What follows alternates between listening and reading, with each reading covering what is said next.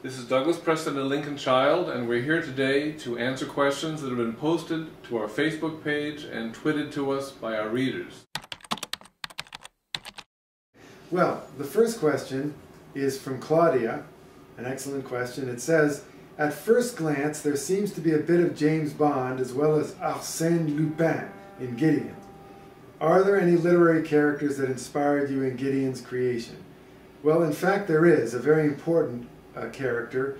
His name is William Smithback, and he met a very tragic and untimely end a few books ago. He's one of our characters, and we really have regretted that. We felt really sorry about that, and so we've kind of resurrected him in little bits and pieces in Gideon. Now, Gideon Crew is not William Smithback by any means, but there's a bit of Smithback in Gideon Crew.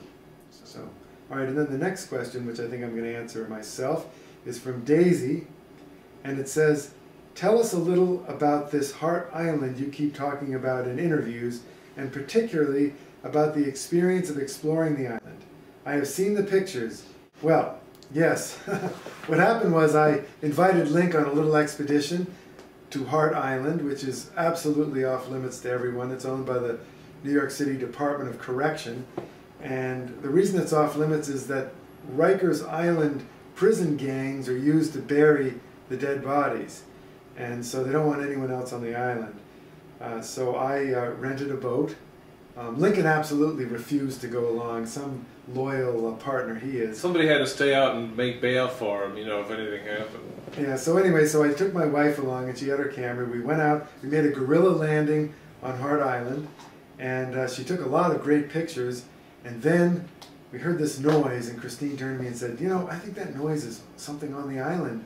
And sure enough, around the corner comes this bus, this rickety old bus filled with murderers from Rikers Island and prison guards, and they saw us and they pursued us with guns drawn, you know, hands in sight, hands in sight. I mean, I've never been so scared in my life. But fortunately, I had my New Mexico driver's license. I pulled it out. I said, I'm just a tourist from New Mexico. I don't, what's going on? And I pretended to be an absolutely clueless, dumb tourist. And they, you know, every New Yorker is willing to believe that a tourist is clueless and dumb. And so I fooled them, and they let us go.